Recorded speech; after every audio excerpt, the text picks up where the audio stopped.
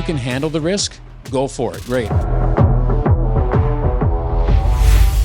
Hey everyone, welcome to the BeREVELutionary podcast. I am your host, Andrew Perry. This is the podcast where we interview top-selling realtors, entrepreneurs. We dig deep, we get into their stories, their motivations, and we teach you how to revolutionize your business. This is episode 1 in the new studio, so I'm super excited. We've got Fred DeCarolis here, head coach of our Milton branch. Yes, sir. And we've had these connections, these interactions now 3 times. Three times, yeah. Because did you not come on twice for the Branson one? The first one, yeah, there was technical issues, and then we did the one in Niagara-on-the-Lake. Yeah, now we're here. Yeah, and now so technically 4, I guess. Yeah, but now, right on. So how have you been doing? I saw that you limped in here, but then I'm like, because I saw you limped in here, and then I'm like, wait, last time I saw you was the 20th office celebration on the boat cruise. Yeah. In Toronto, and you had a boot on. I sure did, yeah. In the middle of summer, so you know what I'm talking about, right? But that's the wrong foot.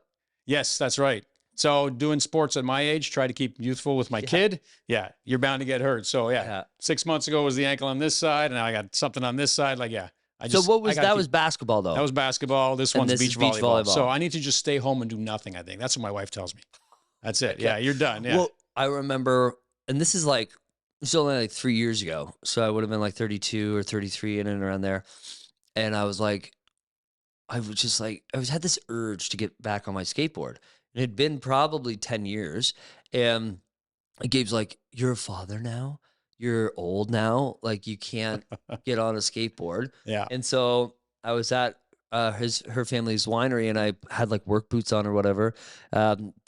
Me wearing work boots. Okay. But I was actually wearing work boots, and I just landed a kickflip on this like 15-year-old rain, like soggy skateboard. I'm like, I'm doing it. I don't care what she says. How young did you feel when you landed that? Amazing. It was first try, and it was on camera. Nice. So, yeah. Right. I impressed everybody. So then I got the permission. But I think you're right. I feel like, we had our baseball championship 2 days ago, and like I'm still sore. And I stretched. Moving, though. We got to keep moving. Yeah. Well, because your son plays basketball, right? Yeah, he does. Yeah, right. Because I see all your like out front in your driveway, right? So it's hard to give that up. Oh, absolutely. So all right. It's good to see you, and I've had a couple of things that I wanted to chat with you about.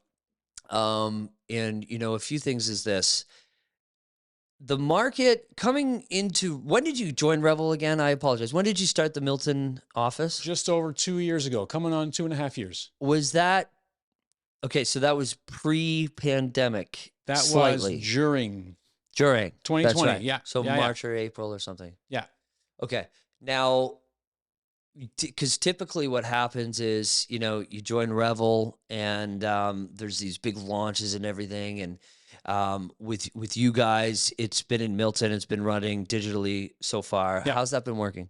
It was working great, and I say the word was because the clients don't know any difference. Right. But for us, I'm getting stir crazy. We need an office. We absolutely need an office. Virtual is fine. We need people together. Yeah. Milton doesn't have a lot of opportunity for commercial property. So although I thought the pandemic was going to open up a lot of opportunities, it hasn't. Mm-hmm. So we're still waiting. We're just going to jump on something, whatever. I can't wait to get this REVEL physical office opened. Well, what I think is kind of an advantage that I'm sure you're working on, absolutely, would be something like, okay, because what I'm experiencing, and my coach is like, you got to sort this out, buddy. So like, we try to make meetings mandatory, but as our realtors, we're a team now of almost 2.5 years, almost 3 years, and the age group of my team are starting to do things like have kids or do other things like with family. They're getting older. They're appreciating different aspects of their lives, right? Their kids are getting older. So now they're in school. Now they're in sports. And, sometimes or their kids are sick and they can't physically make it to the office. And we've really been struggling by running an effective meeting by online, but you've been doing it the whole time. Yeah. Right? Yeah. We had to do it that way. We had no other choice. Mm-hmm. And as long as the clients don't get affected, as long as the service level doesn't drop, do what you got to do, right? Okay, that's great. And so, how has the tools that kind of Revel provides? I mean, are they helping? Are they hindering? Are you doing things on your own? Yeah, absolutely. Now, I know a lot of the head office uses Slack for communication. Yeah, We're not on that, but we're on pretty much everything else everything that we else. Yeah. have. Yeah, which is great. And Planet Orange in the background helps us automate so much stuff. It just makes it Oh so my easy so God. that Yeah. nothing ever gets dropped. When you don't have tools doing that kind of stuff for Yeah. you, you'll lose things. There'll be things on the task list that won't get done. Hmm. These alerts are popping up every morning, every day, and everyone is on track. So yeah, huge help there. So I appreciate that you brought that up because now, if I'm remembering correctly, and I think I am, you were an IT guy, Yeah. right? And you started in like the chat rooms, Yep. right? Yeah. Right. So, what did you do again? Would you like for the the subway system? I forget. What did you do? No, I was working for IBM. I IBM. came from the bank system and I did IT stuff for IBM. Yeah. And we just did all their server infrastructure. So yeah, Right. communication, all Okay. that. Yeah. There's somebody else who had joined and had an IT background for the, what do you call it in Toronto? I'm sorry. TTC. There you go. Yeah, The yeah, TTC. I forget who it was. Now I have to find that out. However, but like coming from an IT background, what do you think of KV Core? Because I'll tell you what I think. When I first started, I was like, oh my God, what have they done?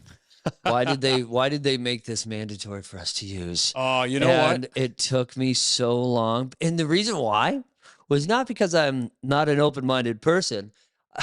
It's because I had just switched CRMs.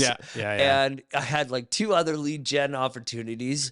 But now it's all cohesive. I've dropped all other CRMs and I just use KV Core. Yeah, you know what? It's got so many different features to it that you use what you want, and you don't have to use all of it, which is great. If you only want to use the website and the leads coming in from there, fine. Yeah. If you want to use the automation, it's there too. The ads, we didn't use everything right at the beginning. There's no way we could have like switched over everything. But as you're just using little pieces of it, it makes your life so much easier. So yeah, we've taken little pieces of it here and there, and now it works great as an incoming lead gen system for us. Yeah, because I like. Here's my thing is that because again we're in such different markets. It's Yeah, really big hard for time. me to assess. But like Yeah. we used to work with. Oh, we still work with Agent Locator actually. But like when Agent Locator clients would call me for like, hey, what did you think of this? I'm like, yeah, we got like 100 leads. They're like, really? We only got like 10 last year. Yeah. And I'm like, okay, well, where's your market? They're like, Toronto. I'm like, well, that's why, because the cost per lead is so much lower. However, the KV Core, we've done 30 ads in the past, oh my gosh, few months, and we've had over 400 leads. That's fantastic. So the cost per lead went down to $5.60. Our cost per lead went down as well. The quality of the leads is still in the GTA market. It's different than it is around. It's tough. But when you able to follow up in an automated fashion, that management afterwards just makes it a lot easier. Right. You're converting at a higher rate. What I do like though is that the KV Core system can actually tell you if it's a legitimate email. It's like a little green shield. Yeah. And it said, yeah, this one was used for LinkedIn. This one was used for Facebook. So that's what I found. If you get, a lot of fake numbers, you still get like a decent. It always you still get like you still get a decent email, which is fine. So okay, speaking of different markets, what was let's walk through a little bit of the pandemic here. Sure. I am assuming for the 2 years it was fairly wild, just like how it was everywhere else in Ontario. Yeah, we had 2.5 months of absolutely nothing when everything was shut down. And then as soon as it came back, it's been like spring market for 2 years straight until obviously February, March of this year. Yeah. It was just crazy. Prices shot up 54 to 56% was our peak in our market at the peak. And then since then, we've seen a 20-ish% drop, depending on the property type. So yeah, and is that an average sale price or units sold? Average sale price. Yeah. See, so 26% from the apex. Yep. Yeah, I mean that sounds about right. We're kind of. I hear like Toronto proper is more like 15 or something, but I mean, I don't really know that. But that's interesting because we were talking off air about how Niagara on the Lake is a little bit more. It kind of shot up, but held its value. Yeah. But the rest of Niagara, it was kind of it dropped, right? Like you said, right in around that 20 to 26. So how are you navigating these things? I mean, you've been in the real estate business. It was 10 years, I think, when we talked, right? Yeah, I so was you're 12 now? registered for 10, registered for 12 and a half now. Yeah, I've been in the Yeah. business for 15 years. 15. So Yeah. you've seen a few different markets. Yeah, absolutely. What is your play now for your team, for your realtors at the office, for you, obviously? What is your structure now? How are you, presenting to clients? What type of information are you giving them, or how are you preparing them for either to list or buy? We're not really that textbook style or what you've learned in the training. So we're just setting everybody up for 2023. We don't do any of that forced sales or convince people to do stuff before they're not ready. And that just kind of delays our income, but it's always there. People trust us as a result. So we're just letting people know, don't do anything now unless you really, really have to. Yeah, I love that. Because it's risky. Yeah. If you can handle the risk, go for it. Great. If you can't, if a swing of $100,000 in a week is going to damage you for a long, long time, don't jump now. Yeah. So that's the message that's cohesive across the team and the clients that we're talking to. Mm-hmm. And when they're ready or when their risk is low enough, that's when they're going to jump. So that's an interesting concept, because we've encountered where I'm like, okay, so have you purchased anything yet? No. Okay, so what's the need? Why do you really want to sell? Yeah, you got it. Well, you know what? We've been here 20 years. And you know what? A lot of them have been divorces. I'll be honest with you. We've probably worked with about 14. We've done a bunch as well. So that's always tough because there's a need there. Now you've got two people that may or may not have a different opinion on what the host is worth, or maybe they have the same opinion, but it's way too high. And you can't, if you can at least get one done, you can't get the other. And anyways, so that's exactly what we're saying too. Like, we're trying to dig down as to the why. And well, you know what? The neighbors went and sold for 1.3. I'm fine, Andrew. I know the markets went down, so we'll list for 1.25. That's not how it works. Quite there. So, but you're absolutely right. And so what we've been doing is offering to pay for all the summer marketing. Even now is still a good time. And then that way, if things change December, January, February, we still have everything ready to go. Yeah. So in terms of, since we're on the topic about how you're training your teams on scripts and stuff like that, you've been stepping up a lot lately in helping out with the REVEL education too, right? I love it. Yeah. I love that stuff. We have even rookies or whoever, it could be a veteran that's there, that's on the call or on the training session.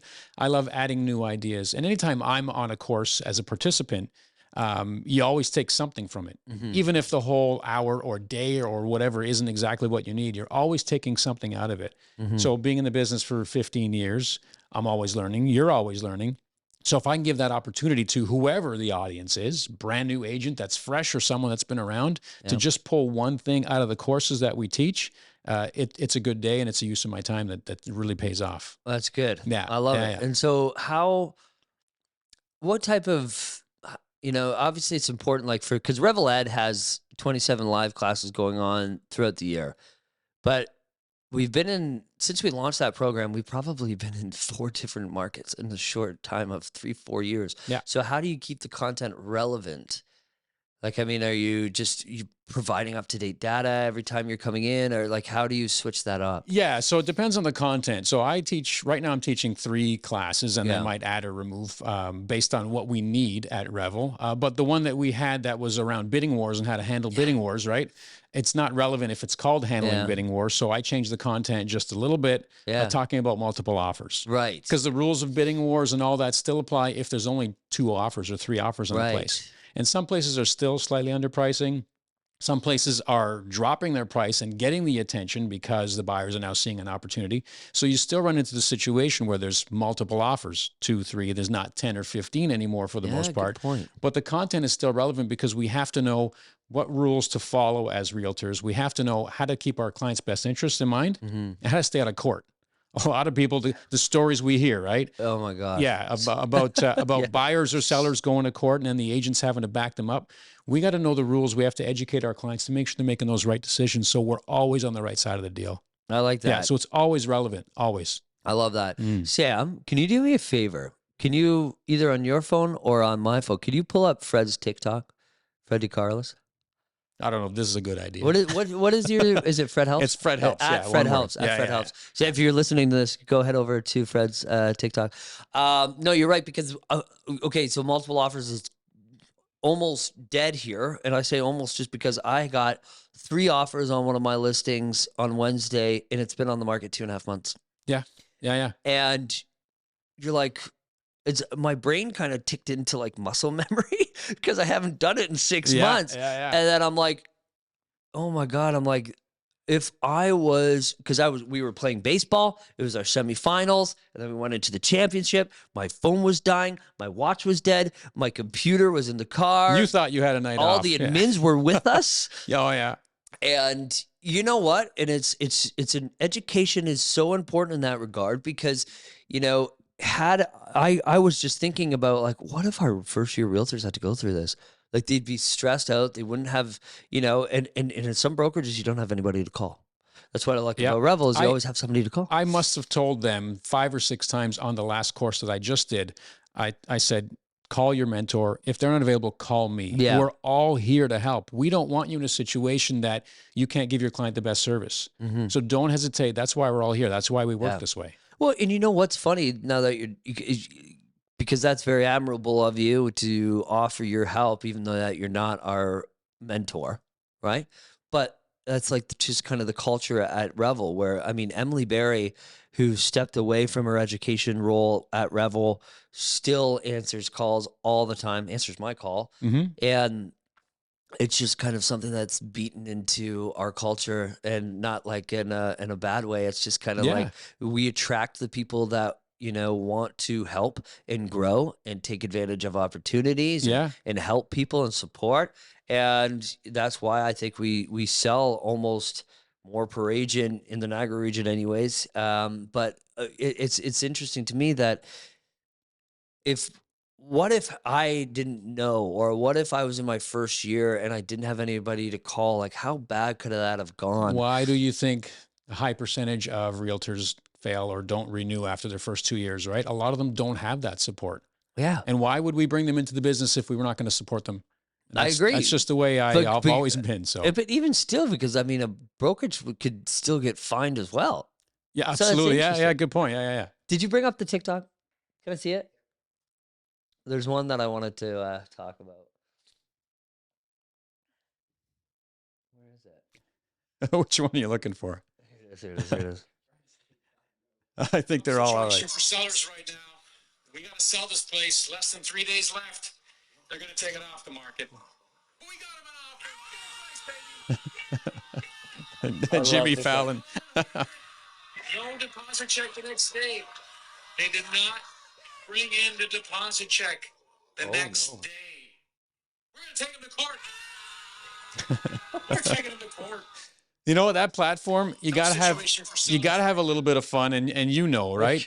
It's a different audience that you have on Facebook versus Instagram versus TikTok, and you got to be relatable and have a little bit of fun. People don't want to work with robots. People want to work with people that they feel they have a personality mesh with. So we got to have a little bit of fun. Yeah, I share information on there, and we have fun doing it. But you got to do the occasional silly one. Why not? But still, that even though that's silly, that's still educational. Because a lot of people don't understand deposits. A lot of people don't understand what could happen if you don't bring in a deposit. Yeah, I got a few messages off of that for people asking me, what does that mean? I thought, so. Because it's interesting where we're finding new mediums. And as somebody who's branded themselves, and, you know, I don't think you're ever going to regret doing it. You know, maybe I might, but Fred Helps, you know, that's just asking for people to reach out to you. That's always been me. That's just my personality. And so where did you get the thought to hop on a TikTok? Oh, how can you not? There's a platform that's taken the world by storm. Yeah. You can sit like an old person and say, that's never going to catch on, and let it happen. Or you can see what it's all about and learn. So, well, because TikTok actually came out a few years ago, and it was before it was purchased by the Chinese government. I'm not even going to pretend I know anything about that, but it was like a dance. It was like a dance app. That was all it was. I remember downloading. I'm like, I can't dance, but this is kind of fun. And then it got bought out, and then it came out as this, you know, replaced Vine. Yeah. So because, you know, you said off air, something about your age. How old are you, by the way? 46. 46. Yeah. So 46, coming out on TikTok. And honestly, I've seen on Instagram people like reshare your TikToks. I'm like, I know that guy. So that's interesting because I mean, you know, one of the most famous people on TikTok, Glenda Baker. Don't worry, Glenda, I'm not going to try to guess your age. But she is older than you because I have heard her said it on a podcast, and she's got over 1 million followers. Crazy. Yeah.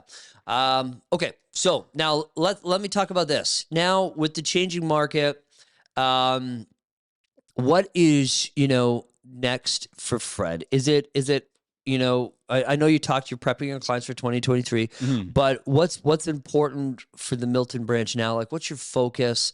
You know, what are you switching, you know, the way you advertise, or because you guys still do a lot of staging?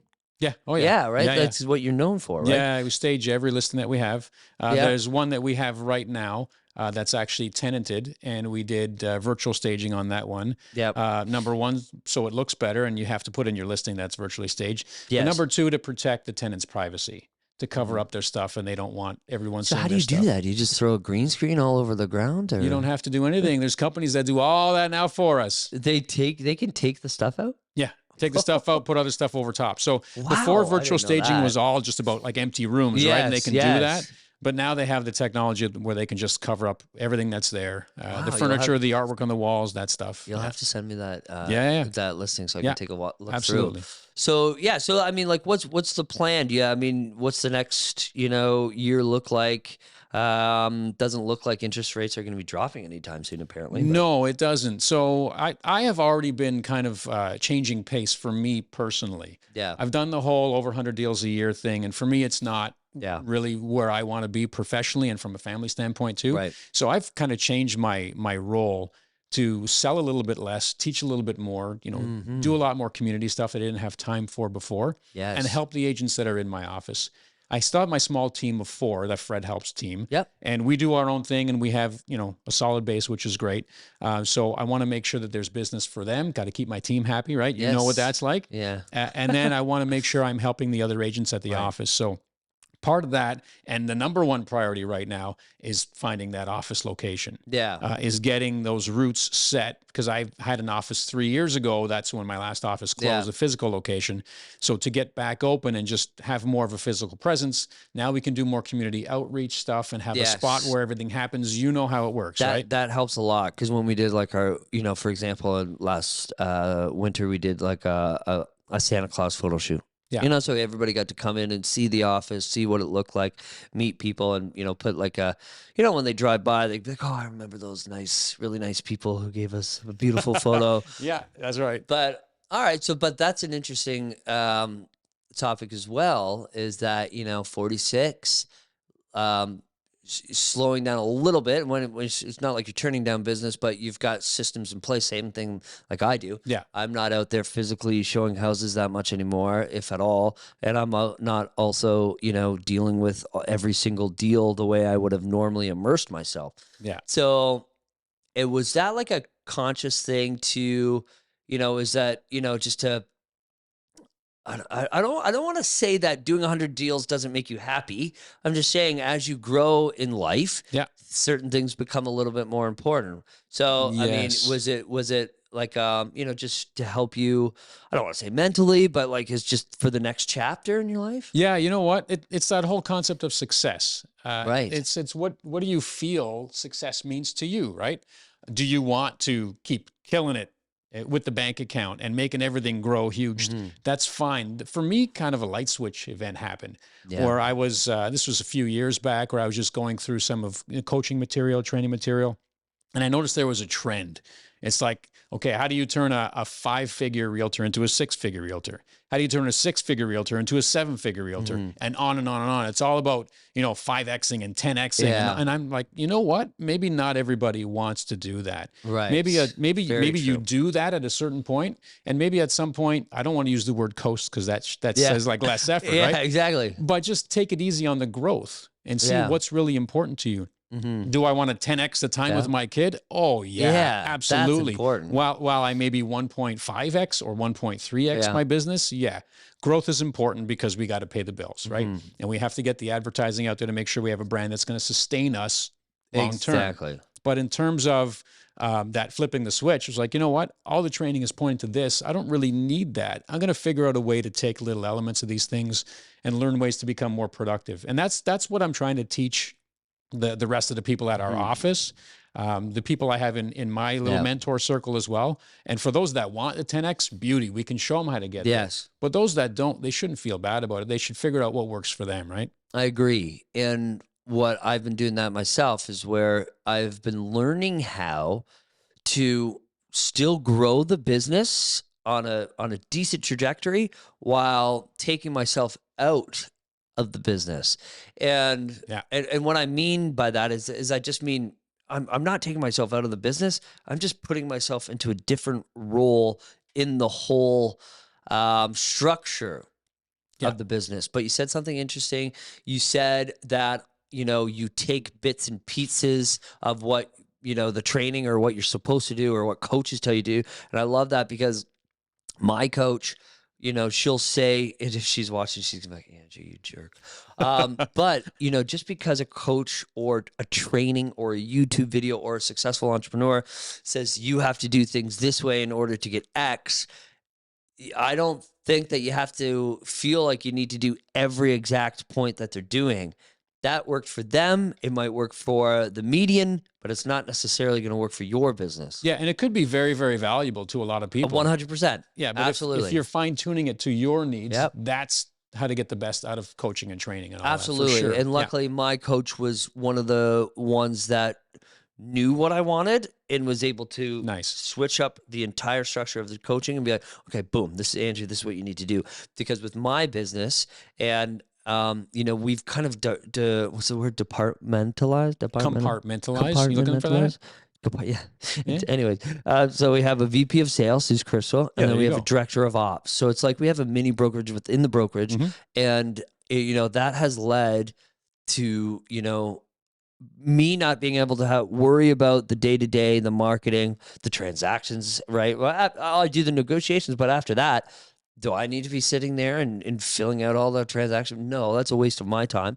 Do I need to be physically, personally training the agents, holding them accountable? No. Am I available for support? 100%. But I like doing this. I like being in front of people and, being that brand ambassador. Yeah. So how has, you've got a lot of support. So, how does having your team kind of support your new vision? Oh, fantastic. Everybody is aligned. Everyone was aligned with it's okay to shut down during COVID.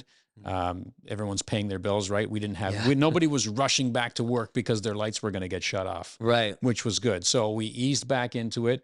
And everyone on my small team has the same mindset in terms of growth and family time. Gabriella just had her second kid. Yeah. So she's on mat leave again, back to back. Yeah. And she's, that's what is important to her. Of 100%. And that's great because it fits in with the team because there's no pressure for her to now come and produce. Family first, right? The team is fine. Kelsey's got a couple of kids as well. They're little ones and they do a lot of, school activities and things like that. Janet's kids are older. But she has a lot of responsibilities as a family too. And Janet is amazing. She's our client care manager. I could not live without her. That's amazing. So everyone on the team has the same mindset in terms of growth expectations, and no one's after that 10X where they are in their careers right now. Other ones at the Milton office are, and they're just starting out. Those are the ones that can do those different things. Yeah. So everyone's got their needs for sure. But I just think that once you lose focus of what's important and you become transactional, it's the clients do end up suffering, right? And people forget just because a client even might buy once. I've had clients buy at least 3 or 4 times in my 5-year career. Yeah. Where on the average, it's saying, most people move every 3 to 7, but still, like, people don't think about that. They're like, that's not now business. So they don't think of the client care aspects of it. Yeah. And obviously for you guys, it's completely different, right? So important. Yeah. You mentioned transactional, and it's funny you say that because we've noticed a couple of the larger transactional companies in town really aren't that visible anymore. I think a lot of people are much more happy with that client care, Small that center, team. that, Yeah. yeah. Well, because I've noticed that as well, and there's nothing against big teams whatsoever. No, not at all. But I have noticed where we've gotten a few listings and they just felt like, hey, you know what? We just didn't really get the client care. And, you know, and like, look, I understand, like, when you hire the Fine Estates team, it's not always me. When you hire those other big teams and it's just because it's their name, that's just the name of the business. It doesn't necessarily mean that you're going to get that particular person. Yeah. However, if you don't have a proper client care system in place, just because you're a big team, that's not necessarily an excuse to. That's right. But that's okay. There are big teams in town where I am that do have that great client care in place. Yeah, 100%. They are thriving, right? And there are the ones that maybe didn't, and those are the ones that we're not hearing much of anymore. You really got to be there for your clients. You got to give them the face time, whether it's you or somebody checking in all the time, especially in a market like this, right, where they need that extra attention. You can't just work for 72 hours straight, burn a candle at both ends, put up a listing and have it sell now, right? Yeah, we are exactly. doing so much more. And if you're not doing stuff constantly every single day or week for every listing, you're not doing that client justice. So what is FredHelps' best advice for somebody starting now in this market?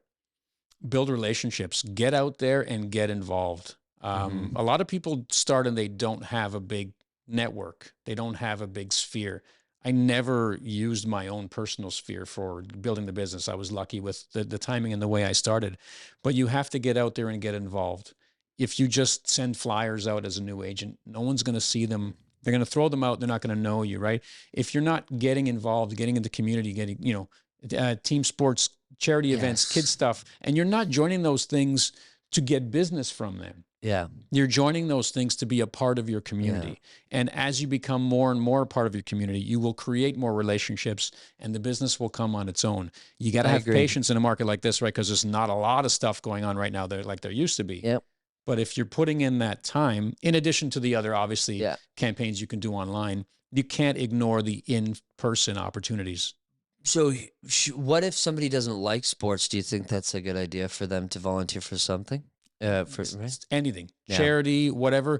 I always say, do what you love to do. And we've heard other people say this that's before what I was looking too. For. Yeah, Absolutely. do what you love. And for me, it's basketball. So I coach kids basketball. I put together a weekly night for old guys like me in the community to get together and play. And again, just don't break. I'm on the IR right now. You can coach. But yeah, I do that stuff not because I want business from the opportunities, because that's what I love to do. Yep. And yes, it's inevitable. You end up meeting people that end up needing help, and eventually something might come, but that's not the purpose. It's not about having expectations. Do you hope it happens? For sure. But there is also, doing those certain things for purpose. And absolutely. But at the same time, like, when I started hockey, I've sold 5 houses and they were, pretty substantial sales just from playing hockey. I just show up, I play hockey, I go home. We have conversations. But do you play hockey for real estate? Absolutely not, right? Well, sorry, but you play for hockey. I don't exactly play it for exactly. Yeah. I thought you meant, do I play hockey for real estate? No. Like, because we do have a REVEL hockey team. Yeah, sorry, I gotcha. That's my fault. But yeah, no, you're absolutely right. And then I do a lot of like youth stuff as well. I was just at my son's open house at his school, and I was stopped by like 5 or 6 people, and they're like, 2 guys we played hockey with, 1 I played baseball with, and then the rest were all because I sponsored the hockey team, and it was really great. And you get to spark up different conversations, and then it always leads to, so what's the market doing right now? Yeah, it will. Exactly. If you're interested in them as people, right? 100%. You genuine relationships. Yeah, that's the important part. And especially a guy like you that has a crazy huge following online. it's people that know you all of a sudden recognize you, and they'll start talking to you as well. Yes. Right. Oh, I saw your whatever, and there's a new conversation. Absolutely. Yeah. And you know what? Now we're doing the home opener for the Junior A team. We've got a whole bunch of combination gear. So what I mean is like collaboration between the two brands. We're gonna hand it out, put it in a draw for seasons tickets. Nice. And I get to have free coffee and sit there and talk to people. So yeah. Sounds like a good day. Well, I think that's about it, Fred. But I mean, is there anything else that you kind of wanted to bring up today while we're here, or no? I want to know how you do it. That's what I want to know. Yeah. Take 60 seconds and tell these people like what a day in the life of you looks like, because you're starting an hour with me. How are you getting all the things done that you get done? Well, I started here, but that's not where my day began. So that my day began around 6 o'clock. But you know what? I think it's what you talked about. You said you got to do what you love. And it's that old saying, if you do what you love, you'll never work a day in your life. It's cheesy, but it's so true. Exactly. Yeah. Because I don't necessarily need to worry about buyers anymore. I have so much more free time to focus on the growth of the business, training, accountability, and, you know, really building that brand awareness locally and internationally now, where these types of things don't feel like work. Yeah. So I don't get stressed out about it. If I was running from showing to showing, from appointment to appointment, I would start feeling stressed out. Yeah, And what yeah, did yeah. I forget about something? But I know that I have a huge support system behind me. Andrea, Crystal, and the entire team, Gracie, Becca, like, you know, our admin staff, our sales team. And it's just, I don't have to worry about everything because they do such a great job. Yeah. So I Nice. think if I had to answer your questions with, you know, one quick sentence, it's you need a support system and you need to implement it, even though you might be scared that it costs a little bit. But those costs will come back, you know, hopefully 3 times in your first year and then tenfold in your next. You are the example of that working out. Yeah, you got Absolutely. Thank you. Nice. Well, Fred, appreciate it, buddy. it. Absolutely. Thanks for coming on, man. Thanks, When you heal up, we'll have a basketball game. We're still waiting on that Revel basketball game. But It'll anyways, happen. thank you all for tuning in. We'll see you next time.